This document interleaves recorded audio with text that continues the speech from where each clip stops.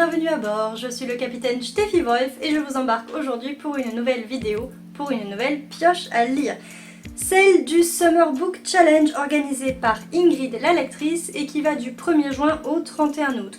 Oui je sais, je tourne cette vidéo le 3 juillet mais c'est pas grave, je viens de découvrir ce challenge, enfin il y a genre 2 ou 3 jours, donc je me suis dit c'est l'occasion de me créer une palle parce que le Magicarium ça n'allait que jusqu'au 31 juillet et ça me permettait d'avoir des livres pour août.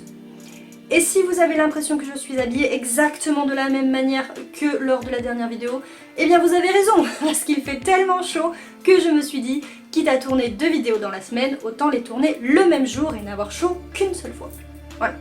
Comme tout bon challenge littéraire saisonnier, le Summer Book Challenge se divise en menus, eux-mêmes divisés en catégories. Et c'est donc pourquoi je me dois de m'armer cette fois non pas de feuilles mais de mon bullet journal. Pourquoi ? Parce que je me suis rendu compte qu'il y avait la place et que voilà. Bref, allons-y pour la première catégorie qui est l'été sera chaud. Dans l'été sera chaud, non c'est le premier menu pardon, et la première catégorie c'est soleil. Et alors j'ai eu la bonne idée d'écrire en jaune, voilà. Et donc les mots-clés sont, attention, un livre jaune, lumineux, avec de la magie ou du pouvoir. Et donc cette première lecture ce sera pour moi, ou ce serait, puisque c'est une pioche à lire, Le Zaïre de Paulo Coelho. Ça fait un petit moment que je l'ai, je ne sais toujours pas de quoi ça parle, je ne l'ai toujours pas lu, mais j'ai très envie de découvrir la plume de cet auteur qui me sortirait complètement de ma zone de confort. Mais voilà, pour moi ça fait vraiment penser à... Alors pour moi il est essentiellement jaune, hein, et je trouve que ce livre est vraiment lumineux. Enfin quand vous le voyez vous pensez de suite à l'été, donc voilà. La deuxième catégorie de ce menu c'est mer et là il faut lire un livre bleu, un livre avec les pirates, de l'eau, des animaux marins, du vent. Et avant de vous présenter ma lecture, je me permets de vous présenter ceux-ci, qui sont mes 2 livres de pirates fantasy, donc Le Trésor du Peuple des Brumes et sa suite ou les nouvelles aventures des personnages, enfin de certains, Chasseurs d'éternité. Donc voilà, si vous cherchez un livre avec une couverture bleue ou tout simplement avec de l'eau, des animaux marins, des pirates, voilà, avec ça, vous devriez avoir de quoi lire. Et en plus, ça reprend la mythologie. L'Atlantide, vous vous souvenez ? Et puisqu'on parle d'Atlantide, moi, je vais lire, ou en tout cas essayer, non, je vais le lire puisque c'est une des matières principales du Magicarium, Ténan, le collier d'Orichalque de D. Manakete, je ne sais toujours pas qui c'est, aux éditions Alexandra de Saint-Prix, et celui-ci, c'est sûr que je vais le lire. Autant tous les livres que je vous présente, c'est une pioche à lire, et puis la conceptrice, voilà, la jeune femme qui a fait le challenge a prévu des paliers en fonction du nombre de livres qu'on lit. Moi c'est une pioche à lire, mais étant donné que celui-ci il est également dans le Magicarium et qui fait partie des matières principales, eh bien autant vous dire que ce sera ma prochaine lecture. Je suis toujours en train de lire ceci, donc La Reine des Étoiles, c'est un livre en allemand. Et ma prochaine lecture, ce sera cela. Donc, et bien là-dedans, on reprend tout simplement le mythe de l'Atlantide. Voilà, je vous lis la première phrase. Bienvenue sur Myst, le second berceau de l'Atlantide. Voilà. Et c'est vrai que dans le livre que j'ai lu sur l'Atlantide, il était question d'Orichalque à un moment donné, comme quoi il n'était pas que question de race. Bref, ça, ce sera ma lecture concernant la mer. Ensuite, en été, on cherche toujours quand même un petit peu de fraîcheur. Et donc, la troisième catégorie de ce menu, c'est glace. Et pour cela, il fallait lire un livre, ou il faut lire un livre, qui fait, attendez, qui fait penser à l'hiver. Ça y est, je vous ai dit, j'ai écrit en jaune, je suis... avec de la neige ou du froid, blanc, gourmandise, etc. Alors pour gourmandise, Ingrid la lectrice disait que tout simplement grignoter en lisant ça va. Donc ça c'est une catégorie qui est facile à faire. Mais j'ai quand même classé un livre que je ne lirai sans doute pas, mais bref. Voilà, La Religion Woke de Jean-François Braunstein chez Grasset. Je ne sais toujours pas ce que ça vaut parce que je ne l'ai toujours pas lu. J'ai entendu parler de wokisme il n'y a pas longtemps, donc je me suis dit ah tiens c'est vrai, j'ai ce livre à lire qu'on m'a prêté et que j'ai toujours pas lu. Il est blanc, donc voilà, ça rentrait dans la catégorie. Comme c'est un prêt, il serait grand temps de le lire. Voilà, je vais peut-être le poser à côté de mon lit en mode tu le lis une page de temps en temps avant de dormir. Même si du coup ça mettrait une éternité parce qu'il fait genre 300 pages. Mais voilà, on verra. Dernière catégorie de ce premier menu, plage, bah oui évidemment. Et donc les mots-clés sont sable, désert, chaleur, feu. Alors là j'aurais pu mettre le Zaïre, hein, mais j'en ai mis un autre. Que j'aurais sans doute pas le temps de lire, ou peut-être en août, mais parce que c'est un pavé. Il s'agit du tome 4 de La Guilde des Ombres d'Anatrice, l'étoile de feu, que j'ai moi ici aux éditions Pocket. Donc il y a feu dans le titre, enfin le sous-titre, donc je pense que c'est bon. En plus on est pour les habitants de Terre Flamme, donc je pense que il n'y a pas mieux pour penser au feu, voilà. Et puis j'ai très hâte de le lire parce que la citadelle de mes lectures fait une propagande incroyable sur cette saga. Et c'est vrai que j'ai bien aimé les 3 premiers tomes que j'ai lus. Enfin le 1 j'ai beaucoup aimé, le 2, le 3 excellent. Donc voilà, j'avais envie de lire le 4 et je sais pas si je l'ai déjà dit parce que je parle beaucoup trop vite et qu'il fait beaucoup trop chaud, mais c'est le tome préféré donc de Johanna de la citadelle de mes lectures. Bien s'hydrater. On en arrive au second menu, farniente. C'est bien un mot de par chez moi. Bref, donc la première catégorie c'est hamac, parce que voilà, quand on fait rien, quand c'est les vacances, on aime, ou certains en tout cas, se poser dans un hamac. Alors quand on est en pleine canicule, même si le hamac est sous les arbres, croyez-moi, on n'y va pas. On fait juste que rêver de la clim et puis c'est tout. Bref, les mots-clés pour cette première catégorie sont de lire un pavé, j'aurais pu mettre La Guilde des Ombres, parce que voilà. De lire quelque chose de cosy, de lire seul, ou quand ça parle de seul solitaire, de lire quelque chose sur un célibataire, ou j'imagine être soi-même célibataire. Enfin, Ingrid la lectrice a dit que c'était large, hein, et qu'on pouvait utiliser les mots-clés comme on le souhaitait. Donc comme on le souhaitait, moi je me suis dit je vais prendre quelque chose qui est pour moi cosy, à savoir l'Éden des sorcières. Oh non, il est abîmé ici. Bref, l'Éden des sorcières, le tome 4 de Yumeji, donc publié chez Kiyun, où on suit donc notre petite Pili dans ses aventures dans un monde où les sorcières ont disparu presque en même temps que les plantes, mais non, effectivement non, puisque Pili est une sorcière et qu'elle parle aux plantes, elle a un loup plante, enfin bref, voilà, c'est génial, lisez ça, je lis pas beaucoup de mangas, mais ça je suis tombée en amour. Donc voilà, j'ai le tome 4 et j'ai très envie de le lire. Pour moi c'est du cosy parce que j'adore, voilà. Ensuite, deuxième catégorie qui dit été, bien sûr vacances scolaires. Demain on est en vacances. Enfin vous verrez cette vidéo, on sera déjà en vacances, mais demain c'est la fin des cours. Bref, pour les vacances scolaires, les mots-clés sont jeunesse, BD, manga, conte, réécriture. Alors bien évidemment, l'Éden des sorcières aurait pu rentrer. Ceci aurait pu rentrer aussi puisque c'est une réécriture de Podane.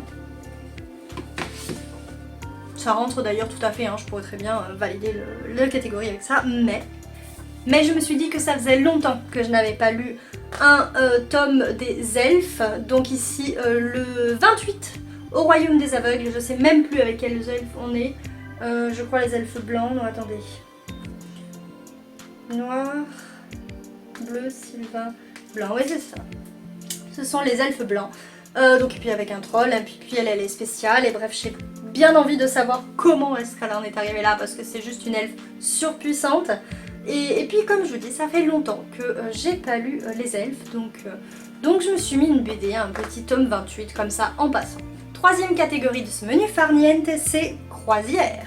Et bien sûr par croisière on entend voyage, quête, famille, bateau. Voyage, quête, bateau, non, petit rappel comme ça. Et pour ma part, je vais lire quelque chose avec un bateau, des pirates, et puis voici donc Adrienne Vulpea, le tome 1, L'île aux serpents de Mehdi Marion. C'est un auto-édité qui m'a été offert, alors non pas par l'auteur, mais par quelqu'un, et que je n'ai toujours pas lu, alors que ça fait des années qu'il est dans ma bibliothèque à lire. Je me le suis mis au Magicarium, il fera également partie donc de ce Summer Book Challenge. J'espère pouvoir enfin découvrir cette histoire, puisque comme vous l'avez compris, j'adore les fantaisies avec des pirates. Dernière catégorie de ce menu farniente, quand on est dans le hamac pendant les vacances scolaires ou pourquoi pas sur la croisière, on aime faire une sieste. Bien fait ça s'il fait pas trop chaud. Donc pour le menu, non pour la catégorie sieste, nous avons un livre qui... Alors il faut lire, ouais c'est toujours écrit en jaune hein, évidemment. Il faut donc lire le livre qui nous fait le plus envie ou bien le plus court de notre palle.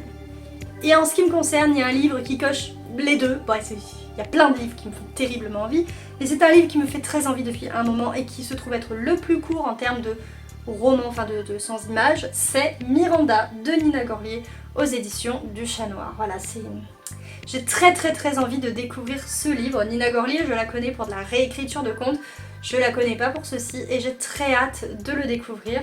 Voilà, j'ai vraiment envie, voilà, je sais pas quoi dire de plus. Le seul hic, c'est qu'il me fait vraiment penser à l'automne, donc de base, c'est un livre que j'aurais bien aimé mettre dans le Pumpkin Autumn Challenge, mais si je le lis avant, c'est pas grave. Et puis les fleurs c'est aussi le printemps, c'est aussi l'été, bref. Troisième menu du challenge, festif. Bah oui, parce que évidemment quand c'est les vacances, on a tendance à faire la fête.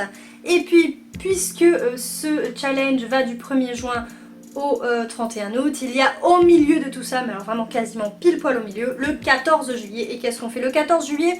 Le feu d'artifice.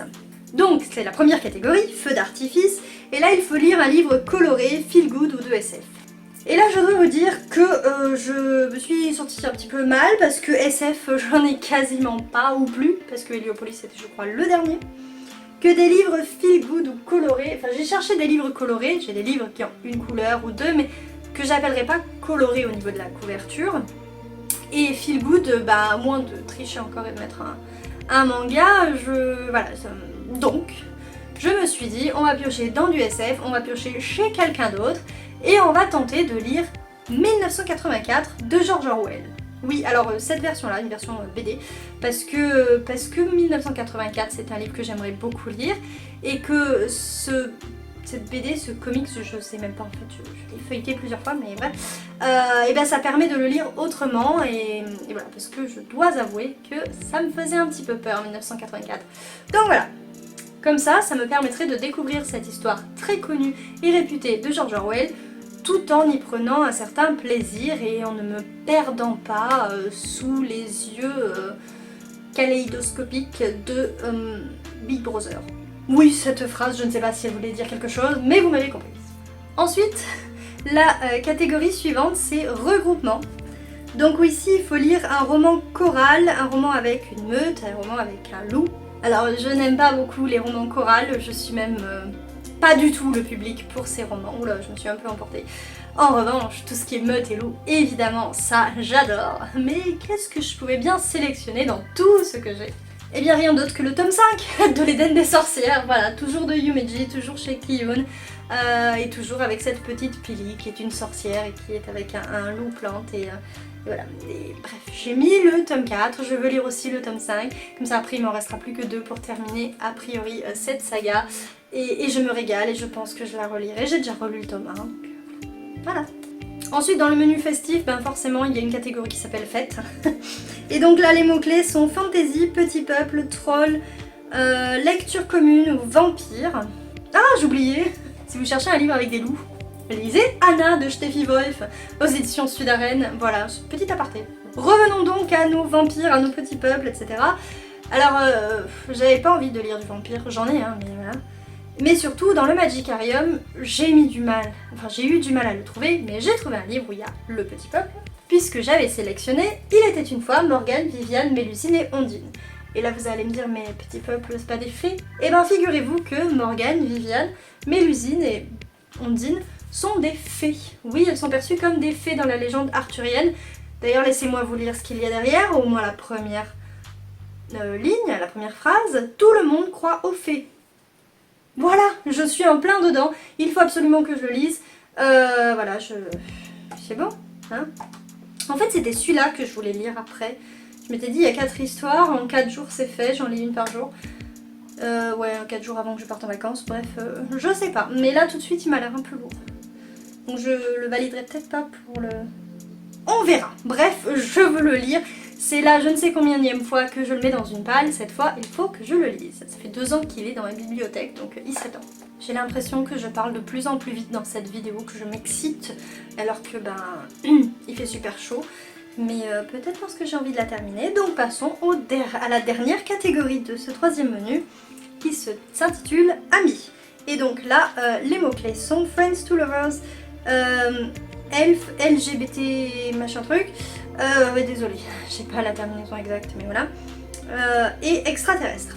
Et moi, j'ai choisi le tome 29 des elfes. Encore une fois, j'ai très envie de lire les elfes, et puis surtout, Là on a donc le tome 29, ça s'intitule Léassa l'elfe rouge et ça fait un petit moment qu'on nous parle d'elfes rouges, ce peuple d'elfes disparus dont il n'est même pas question parce qu'en fait on vous parle de 5 peuples dans un seul univers, donc à savoir les elfes bleus, les elfes blancs, les elfes sylvains, les semi-elfes et les elfes noirs, ça fait bien 5, mais on a découvert qu'il y avait aussi les elfes rouges et j'ai vraiment très envie d'en savoir plus sur ces elfes là, donc je me suis mis le tome 29.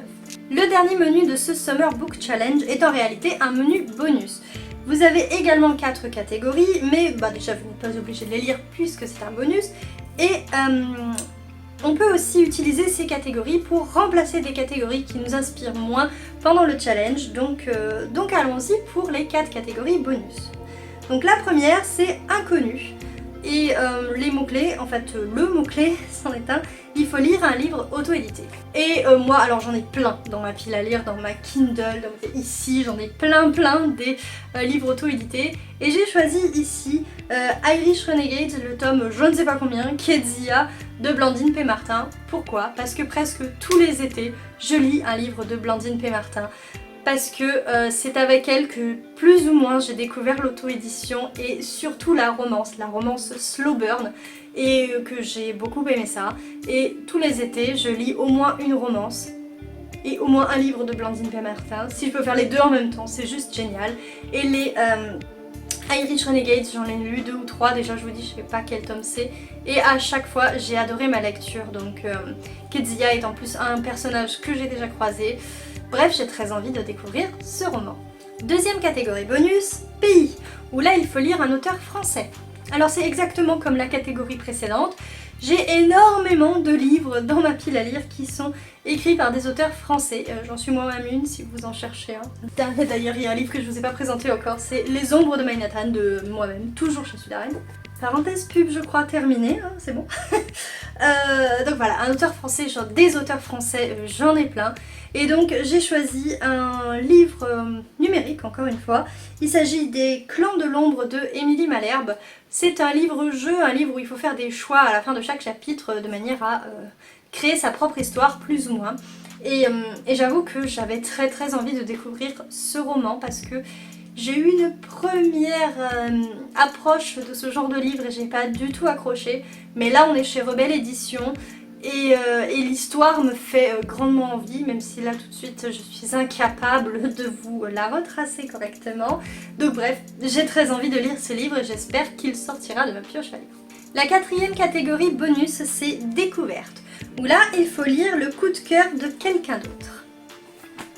Et moi je me suis dit, j'ai dans ma Kindle un livre que j'avais placé dans une autre challenge qui était le Tarot Books Challenge, créé par Aurélie de la chaîne Livre Romancienne, et c'est l'un de ces coups de cœur que j'avais mis dans le Tarot Books Challenge que je voudrais remettre ici et qui est le premier tome de Villa Emilia, donc je crois Observation d'Élodie Federbe. Je sais pas du tout si ça va me plaire, mais je sais qu'Aurélie adore cette saga et j'ai vraiment envie de la découvrir, ne serait-ce que par curiosité. Si ça me plaît pas, bah ça me plaît pas et c'est pas grave. Voilà. Et enfin, dernière catégorie bonus, c'est Je pense à moi. Bon oui, il serait temps. Hein. Et donc pour cette catégorie, il faut lire Au soleil. D'ailleurs si on peut. Personnellement en ce moment j'évite plutôt le soleil, mais bon bref, soit. Un tome 2 de saga. Et là, c'est la seule catégorie où j'ai non pas un mais 2 livres. Parce que j'ai 2 tomes 2 qui me font extrêmement envie. Donc on a tout d'abord Résonance, le tome 2 de Morgane Rugraff. Donc j'avais adoré le tome 1, on est dans de la fantasy, de la dark fantasy steampunk, franchement c'est waouh, avec de la diversité de tout genre. Et bref, j'ai beaucoup aimé le tome 1, j'ai hâte de lire le tome 2, c'est une duologie donc je pourrais terminer cette duologie. Et le livre il est pas, c'est Plume Blanche quoi, voilà. Pour le deuxième tome 2, on reste chez Plume Blanche avec Les Gardes. C'est pas grave, même les livres peuvent avoir chaud. Avec donc les gardiens, non évidemment ils sont pas tombés pour ça, mais bref. Donc avec Les Gardiens, donc le tome 2 évidemment, de Sandra Moyon. J'avais beaucoup aimé le tome 1, j'avais eu très envie d'enchaîner avec le tome 2, mais je ne l'avais pas eu sous la main. Et je sais que j'avais envie de le lire, il me reste des bribes de cette histoire, mais honnêtement, il faudra que je relise ma chronique, il faudra que je me replonge 2 secondes dans l'univers Peut-être que l'autrice a... Non, j'allais dire a fait un rappel, mais non, on entame direct avec le chapitre 1. Parce que je me souviens très peu de l'histoire en fait, du tome 1. Enfin, pas assez je crois pour enclencher sur un tome 2. Mais j'ai quand même très envie d'avoir le fin mot de cette histoire parce que là aussi c'est une duologie. Voilà, j'ai mis un peu d'ordre dans ma pioche à lire. J'ai terminé mon verre de grenadine et j'ai également terminé cette vidéo. Donc pour rappel, je vous ai parlé de tous mes livres, vous pouvez aussi en savoir plus sur mon site steffiwolf.fr, donc en savoir plus sur mes livres, mais là je crois que la pub on avait dit que c'était terminé, mais surtout sur les livres que je chronique dessus, les avis que je peux donner de manière peut-être un peu plus construite, surtout que je suis posée, je suis pas là en train de cuire. Bref, donc je vous invite à aller y faire un tour. Ce que je vous invite à faire également, si la vidéo vous a plu, pourquoi pas, c'est de lui mettre un petit pouce vers le haut, d'utiliser les commentaires pour me dire si vous connaissez ce challenge ou pas. Je vous mets d'ailleurs en barre d'infos le lien vers la vidéo de présentation d'Ingrid, la lectrice. Donc voilà, venez me voir en commentaire si vous souhaitez qu'on échange. Et puis si vous n'êtes pas encore abonné à cette chaîne, je vous en prie, faites-le. Et quant à moi, je vous souhaite une excellente navigation sur YouTube. Je vais enfin pouvoir quitter cette zone de combat contre la chaleur et vous dire à très vite pour une prochaine vidéo. Tchuss!